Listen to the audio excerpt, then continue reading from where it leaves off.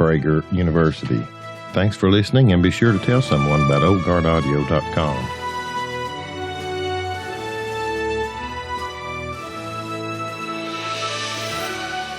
Campaign finance reform is what it pretends to combat: corruption. Let me say that again, slightly rephrased. Campaign finance reform corrupts the political system it presumes to save from corruption. Now that I've taken the trouble to repeat myself, you may be shaking your head, wondering how I could be so wrong. Don't we want to get money out of politics? Isn't campaign finance reform an inherent good? The late Senator Eugene McCarthy, the iconic liberal politician of the Vietnam War era, didn't think so. McCarthy, a Democrat who represented Minnesota in the Senate from 1959 to 1971, did something unthinkable in 1968. Because of his opposition to the Vietnam War, he challenged a powerful incumbent president for his party's presidential nomination. His challenge to President Lyndon Johnson was possible and potent only because 5 wealthy liberals who shared McCarthy's opposition to the Vietnam War gave him substantial sums of money. Stuart Mott's $210,000 would be $1.4 million in today's dollars. The 5 donors' seed money enabled McCarthy to raise $11 million, or $75 million today. But because of campaign finance reform, the most a wealthy quintet could give to help an insurgent against an incumbent today would be $13,000, 5 times the individual limit of $2,600. McCarthy didn't win the nomination, but he did compel Johnson not to run for a second term. In doing so, McCarthy changed history. But the Democratic Party establishment wasn't happy about it. To stop it from happening again, they pushed for government regulation of political speech. Thus, in reaction to Eugene McCarthy's insurgency, campaign finance reform was born. Not much has changed since then.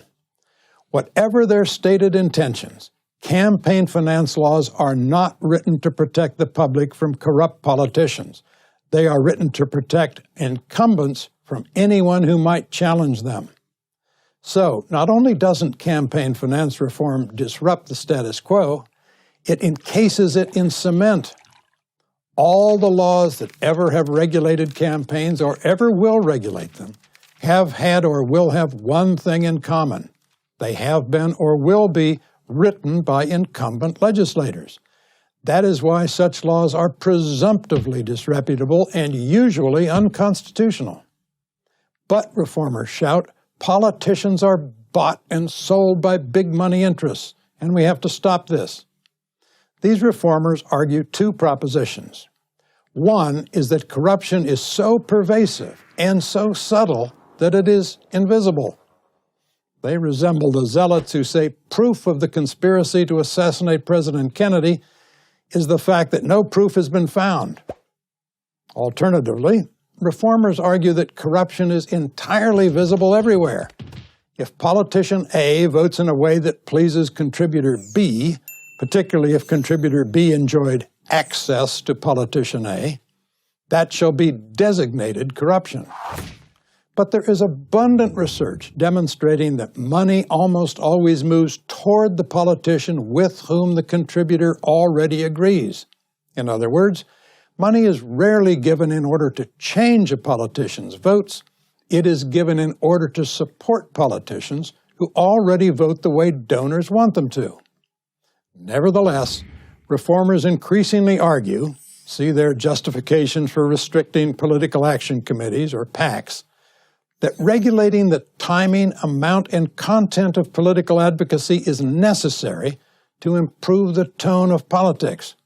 These reformers apparently think that what James Madison, the author of the Bill of Rights, meant when he wrote, "Congress shall make no law abridging freedom of speech," was really, Congress shall make no law abridging freedom of speech unless incumbents think abridgments will help keep them in office.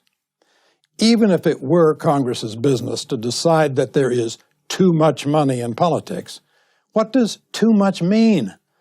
In the 2007-2008 election cycle, spending in all campaigns, from city council members up to the presidency, was $8.6 billion, about what Americans spend annually on potato chips. Reformers say that regulation of campaign giving and spending will not only spare our leaders the distraction of the governed, that is, seeking undue influence on government, it also will make us think better of government.